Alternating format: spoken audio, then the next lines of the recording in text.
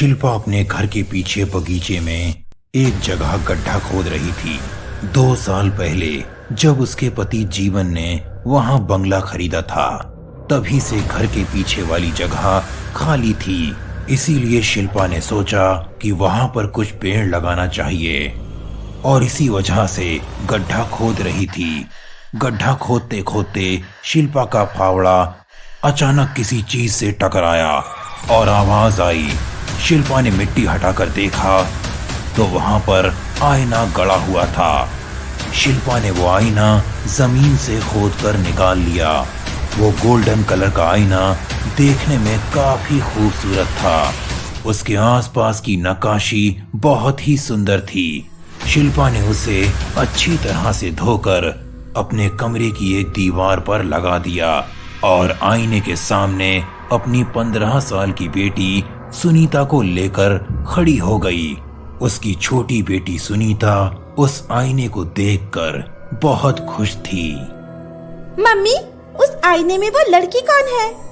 कौन सी लड़की बेटा? जो मेरी तरफ देखकर हंस रही है। वो लड़की सुनीता को दिखाई दे रही थी, लेकिन शिल्पा को उस आईने में सुनीता के सिवा कोई नहीं दिखाई दे रहा था। है एक बदमाश लड़की बेटा, जो हमेशा ही अपनी मम्मी को तंग करती रहती है। लेकिन माँ, आईने में तो उसकी मम्मी दिखाई ही नहीं दे रही। इतना कहकर सुनीता चुपचाप हो गई और आईने में ध्यान से देखने लगी। कुछ देर उस आईने की तरफ ध्यान से देखने के बाद सुनीता बोली, लेकिन माँ, आईने में तो उसकी मम्मी दिखाई ही नहीं दे रही। बेटा, ये तुम क्या बोल रही हो?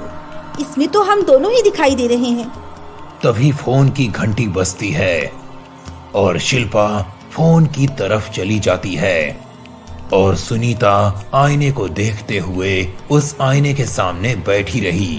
रात को जब शिल्पा और उसका पति गहरी नींद में सो गए, तब अचानक शिल्पा की आंख खुली और उसे सुनीता की आवाज सुनाई देने लगी। उसने उठकर देखा तो सुनीता आईने के सामने बैठी अपने आप से बातें कर रही थी। तुम्हारे मम्मी पापा कहाँ हैं? सुनीता बेटा, तुम किससे बातें कर रही हो? सुनीता बिन कुछ कहे जल्दी से जाकर अपने बिस्तर पर सो गई। शिल्पा को कुछ गड़बड़ लगना महसूस हुआ, इसीलिए उसने आईने में ध्यान से देखा कि कहीं सच में आईने में कोई और तो नहीं है। लेकिन उसको आईना बहुत ही साधारण लगा और कुछ भी अलग नजर नहीं आया। फिर वो भी बेड पर सोने चली गई।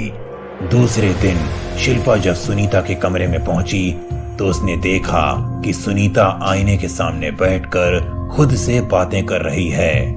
उसने सोचा कि शायद सुनीता बाकी बच्चों की तरह अपने आप से बातें कर रही होगी, इसीलिए उसने इस बात को नजरअंदाज कर दिया।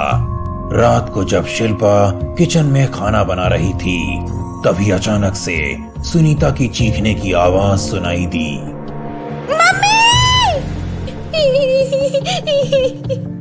शिल्पा घबराकर अपने कमरे की तरफ भागी।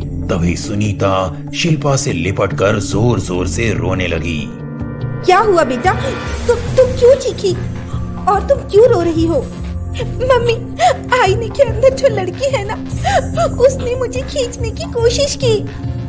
उसके हाथ आईने के अंदर से बाहर निकले और मेरा गला पकड़ लिया, लेकिन मैंने उसका हाथ जोर से झटक दिया और खुद को बचा लिया।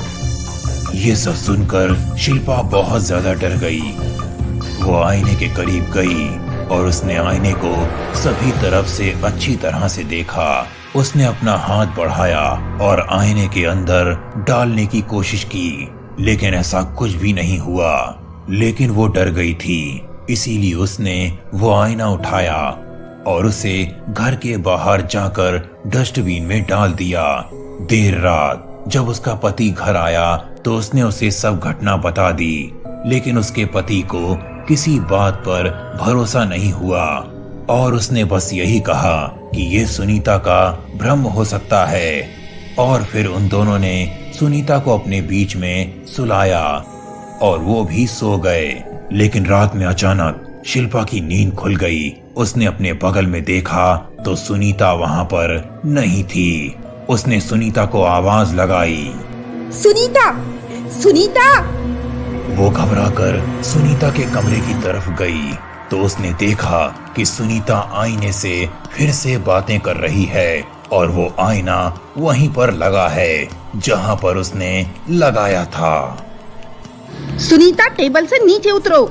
लेकिन तभी सुनीता ने आईने में छलांग लगा दी और कमरे से गायब हो गई। सुनीता, सुनीता। उसने आईने में झांक कर देखा तो अंदर अंधेरा था।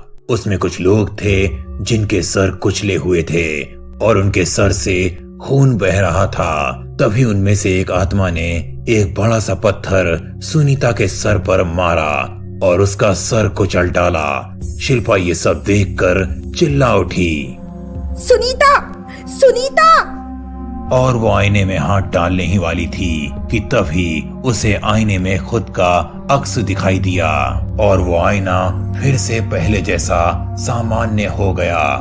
जीवन ने भी जो कुछ हो रहा था देख लिया।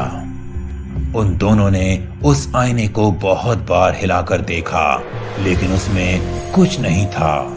मेरी बच्ची। लेकिन कोई फायदा नहीं हुआ। सुनीता आईने के अंदर जा चुकी थी। शिल्पा का रो रो कर बुरा हाल था। तभी जीवन को अचानक एक तांत्रिक बाबा की याद आई जिसने उसके दोस्त को किसी आत्मा से छुटकारा दिलवाया था। उसने अपने दोस्त से उस तांत्रिक का कांटेक्ट नंबर लिया और उसे अपने घर में बुलाया। उस तांत्रिक के लंबे लंबे घुंघराले बाल थे और वो काला चुंगा पहन कर आया था। उसके कपड़े भी सारे काले थे और गले में मोतियों की माला थी। तांत्रिक आईने के पास गया और उसने जैसे ही आईने को हाथ लगाया तो उसकी आंखें बड़ी बड़ी और उल्टी हो गईं। उसकी सफेद आंखें देखकर शिल्पा और उसका पति जीवन डर गए।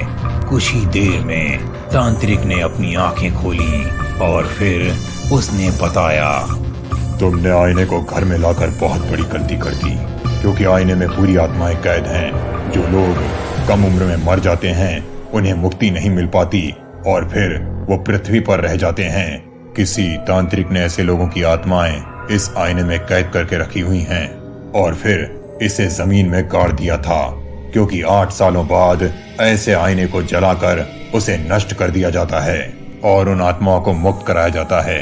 लेकिन शायद अब वो तांत्रिक इस दुनिया में नहीं रहा, इसीलिए ये आईना जमीन में ऐसे ही पड़ा रह गया। लेकिन शिल्पा ने इसे बाहर निकाल लिया और फिर आईने में कैद आत्माओं ने तुम्हारी बेटी सुनीता को आईने के अंदर ले लिया। लेकिन मेरी बेटी तो ठीक होगी ना? मेरी बेटी को बचा लीजिए प्लीज। नहीं, अब बहुत देर हो चुकी है और तुम्हारी बेटी तो मर चुकी है। सुनीता, मेरी बच्ची। अब रोने से कोई फायदा नहीं शिल्पा, तुम इस आईने को जला दो और अपनी बेटी के साथ साथ बाकी आत्माओं को भी मुक्त कर दो। सुनीता, मेरी बच्ची। शिल्पा की एक गलती की वजह से उसकी बेटी अपनी जान से जा चुकी थी। उसके बाद शिल्पा और जीवन ने उस आईने को जला दिया और उस आईने के जलते ही सभी आत्माओं को मुक्ति मिल गई।